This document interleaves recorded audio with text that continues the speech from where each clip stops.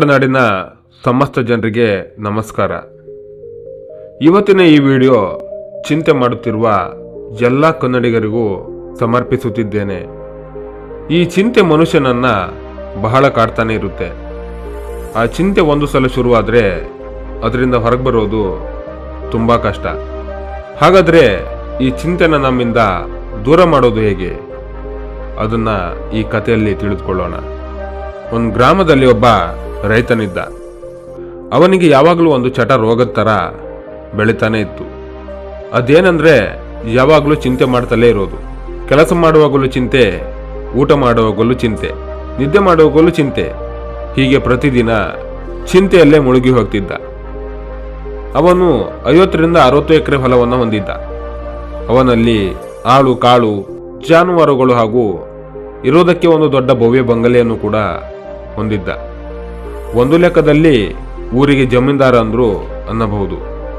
ಅವನಿಗೆ 2 ಮಕ್ಕಳು, ಪತ್ನಿ ಅವನ ಜೊತೆ ಇದ್ರೂ ಕೂಡ ಕೆಲಸಕ್ಕೆ ಬಾರದ ಯೋಚನೆಗಳನ್ನ ಮಾಡಿ ಪ್ರತಿದಿನ ಕೂಡ ಕೂಗ್ತಾ ಇದ್ದ. ಒಂದು ವೇಳೆ ನನ್ನ ಬೆಳೆಗಳಿಗೆ ಕ್ರಿಮಿಕೀಟಗಳು ಬಂದು ಬೆಳೆ ನಾಶವಾದರೆ ಏನು ಮಾಡೋದು? ಒಂದು ವೇಳೆ ನನ್ನ ಬೆಳೆಗಳನ್ನ ಜಾನುವಾರುಗಳು ತಿಂದ್ರೆ ಏನು ಮಾಡೋದು? ಒಂದು ವೇಳೆ ನನ್ನ ಹೊಲ ಒಣಗಿ ಹೋದರೆ ಏನು ಮಾಡೋದು?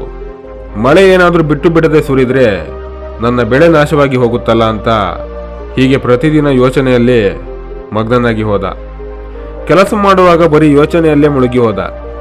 ಒಂದು ವೇಳೆ ನನ್ನ ಜಾನುವಾರುಗಳಿಗೆ ಏನಾದರೂ ಆದರೆ ನನ್ನ ಗತಿ ಏನು? ನನ್ನ ಮಕ್ಕಳ ಗತಿ ಏನು? ನನ್ನ ಮುದಿ ವಯಸ್ಸಿನಲ್ಲಿ ನನ್ನ ಮಕ್ಕಳು ನನ್ನನ್ನು ಚೆನ್ನಾಗಿ ನೋಡಿಕೊಳ್ಳದೆ ಹೋದರೆ ನನ್ನ ಗತಿ ಏನಾಗುತ್ತೆ ಅಂತ ಹೀಗೆ ಪ್ರತಿದಿನ ಚಿಂತೆಯಲ್ಲೇ ದಿನಗಳನ್ನು ದೂಡ್ತಾ ಇದ್ದ. ಅವನ ಪತ್ನಿಗೂ ಈ ವಿಷಯದಲ್ಲಿ ತುಂಬಾನೇ ಚಿಂತೆಯಾಗಿತ್ತು. ಅವಳು ತನ್ನ ಪತಿಗೆ ಎಷ್ಟೋ ಸಲ ಅರ್ಥ ಮಾಡಿಸೋಕೆ ಪ್ರಯತ್ನ ಪಟ್ಟಿದ್ರೂ ಅವನಿಗೆ ಅದರ ಪ್ರಯೋಜನ ಆಗಲಿಲ್ಲ. ಒಂದು ದಿನ ಅವಳು ತನ್ನ ಗಂಡನನ್ನು ಕರ್ಕೊಂಡು ಒಬ್ಬ ಸನ್ಯಾಸಿ ಹತ್ರ ಹೋಗ್ತಾಳೆ. ಆ ಸನ್ಯಾಸಿ ಬುದ್ಧಿವಂತ ಹಾಗೂ ಚಾಣಾಕ್ಷನಾಗಿದ್ದ.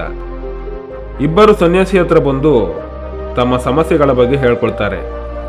ರೈತ ಹೇಳ್ತಾನೆ, ಗುರುಗಳೇ, ನಾನು ಯಾವಾಗಲೂ ಕೆಟ್ಟ ಯೋಚನೆಗಳನ್ನೇ ಮಾಡ್ತಾ ಇರ್ತೀನಿ. ಪ್ರತಿದಿನ ನಾನು ಚಿಂತೆಯಲ್ಲೇ ಮಗ್ನನಾಗಿರ್ತೀನಿ. ಆದರೆ ಅದು ಯಾವ ಕೆಟ್ಟ ಘಟನೆಗಳು ಯಾವುವೂ ಇದುವರೆಗೆ ನನ್ನ ಜೀವನದಲ್ಲಿ ನಡೆದೇ ಇಲ್ಲ. ಆದರೆ ಚಿಂತೆಗಳು ಮಾತ್ರ ನನ್ನನ್ನು ಬಿಡ್ತಾ ಇಲ್ಲ. ಸನ್ಯಾಸಿಗಳು ಅವರ ಮಾತನ್ನು ಕೇಳ್ತಾ ಒಂದು ಕ್ಷಣ ಅವರಿಗೆ ಒಂದು ಮಾತನ್ನು ಹೇಳ್ತಾರೆ. ಸರಿ, ನಾನು ನಿಮ್ಮ ಸಮಸ್ಯೆಗಳಿಗೆ ಉತ್ತರ ಹೇಳ್ತೀನಿ, ಆದರೆ ನೀವು ನಾಳೆ ಬನ್ನಿ ಅಂತ ಹೇಳಿ ಕಳಿಸ್ತಾರೆ. ದಂಪತಿಗಳು ಮರುದಿನ ಸನ್ಯಾಸಿ ಹತ್ರ ಮತ್ತೆ ಬರ್ತಾರೆ. ಬಂದು ನಿಂತು ನೋಡ್ತಾರೆ. ಸನ್ಯಾಸಿಗಳು ತುಂಬಾ ಯೋಚನೆ ಮಾಡ್ತಾ ಕುಳಿತಿರ್ತಾರೆ. ಅವರ ಮುಂದೆ ಒಂದು ಗ್ಲಾಸ್ ತುಂಬಿರುವ ಹಾಲು ಇರುತ್ತೆ. ಅದನ್ನು ನೋಡ್ತಾ ಸನ್ಯಾಸಿ ತುಂಬಾ ಯೋಚನೆಯಲ್ಲಿ ಮಗ್ನರಾಗಿ ಕುಳಿತಿರ್ತಾರೆ. ದಂಪತಿಗಳು ಸನ್ಯಾಸಿಗೆ ಕೇಳ್ತಾರೆ, ಸ್ವಾಮೀಜಿ, ಯಾಕೆ? ಏನಾಯ್ತು? ಯಾಕೆ ಹೀಗೆ ಚಿಂತೆ ಮಾಡ್ತಾ ಕುಳಿತಿದ್ದೀರಾ ಅಂತಾರೆ. ನನಗೆ ಒಂದು ಚಿಂತೆ ತುಂಬಾ ಕಾಡ್ತಾ ಇದೆ. ಈ ಹಾಲನ್ನ ಬೆಕ್ಕು ಕುಡಿದು ಬಿಟ್ರೆ, ಅಥವಾ ಬೆಕ್ಕು ಇದನ್ನ ಬೀಳಿಸ್ಬಿಟ್ರೆ, ಹಾಲು ನಾಶವಾಗಿ ಹೋದ್ರೆ, ಅಥವಾ ಈ ಆಶ್ರಮದಲ್ಲಿ ಯಾರಾದರೂ ಇದನ್ನ ಕುಡಿದು ಬಿಟ್ರೆ ಏನ್ ಮಾಡೋದು ಅಂತ ಯೋಚನೆ ಮಾಡ್ತಿದ್ದೀನಿ ಅಂತಾರೆ. ರೈತ ಮತ್ತು ಅವರ ಪತ್ನಿ ಈ ಮಾತನ್ನ ಕೇಳಿ ಜೋರಾಗಿ ನಕ್ಕು ಬಿಡ್ತಾರೆ. ರೈತ ಹೇಳ್ತಾನೆ, ಗುರುಜಿ, ಒಂದ್ ವೇಳೆ ಈ ಹಾಲನ್ನ ಬೆಕ್ಕು ಕುಡಿದು ಬಿಟ್ರೆ ಅಥವಾ ಬೀಳಿಸ್ಬಿಟ್ರೆ, ಹಾಗೂ ಆಶ್ರಮದಲ್ಲಿ ಯಾರಾದರೂ ಇದನ್ನ ಕುಡಿದ್ರೆ ಅಂತ ಯೋಚನೆ ಮಾಡುವಂಥದ್ದು ಏನಿದೆ?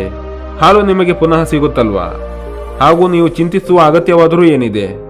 ಅಷ್ಟಕ್ಕೂ ಈ ಹಾಲು ಬೆಕ್ಕು ಕುಡಿದಿಲ್ಲ, ಕೆಳಗೂ ಬಿದ್ದಿಲ್ಲ, ಅಥವಾ ಈ ಆಶ್ರಮದಲ್ಲಿ ಯಾರು ಬಂದು ಈ ಹಾಲನ್ನ ಇನ್ನೂ ಕುಡಿದಿಲ್ಲ. ಹಾಗಾದ್ರೆ ನೀವಿನ್ನು ಯಾಕೆ ಚಿಂತೆಯಲ್ಲಿ ಕೂತಿದ್ದೀರಾ ಅಂತ ಕೇಳ್ತಾರೆ. ಇದನ್ನು ಕೇಳಿದ ಸನ್ಯಾಸಿ, ನಾನು ಕೂಡ ನಿಮಗೆ ಇದನ್ನೇ ಹೇಳಬೇಕು ಅಂದ್ಕೊಂಡಿದ್ದೆ. ಭವಿಷ್ಯದಲ್ಲಿ ಯಾವುದೇ ಘಟನೆಗಳ ಬಗ್ಗೆ ಯೋಚನೆ ಮಾಡುವುದು ಕೂಡ ವ್ಯರ್ಥವೇ. ಯಾಕಂದ್ರೆ ನೀವು ಯೋಚಿಸುವ ಯಾವುದೇ ಘಟನೆಗಳು ನಿಮ್ಮ ಜೀವನದಲ್ಲಿ ನಡೆದೇ ಇರಲ್ಲ. ಒಂದು ವೇಳೆ ನಡೆದ್ರೂ ಕೂಡ ಅದನ್ನ ಮತ್ತೆ ಪಡೆದುಕೊಳ್ಳೋ ತಾಕತ್ತು ನಮ್ಮಲ್ಲೇ ಇರುತ್ತೆ. ಜಗತ್ತಿನಲ್ಲಿ ಸಮಸ್ಯೆ ಅನ್ನೋದು ಹುಟ್ಕೊಂಡ್ರೆ ಅದ್ರ ಜೊತೆ ಪರಿಹಾರನೂ ಕೂಡ ಹುಟ್ಕೊಂಡಿರುತ್ತೆ ಅಂತೆ. ಇದನ್ನ ಕೇಳಿದ ರೈತನಿಗೆ ತಾನು ಎಲ್ಲಿ ತಪ್ಪನ್ನ ಮಾಡ್ತಿದ್ದೀನಿ ಅಂತ ಆಗ ಅರ್ಥ ಆಗುತ್ತೆ. ರೈತ ಸನ್ಯಾಸಿ ಕಾಲಿಗೆ ಬಿದ್ದು ಕ್ಷಮೆ ಕೇಳ್ತಾನೆ.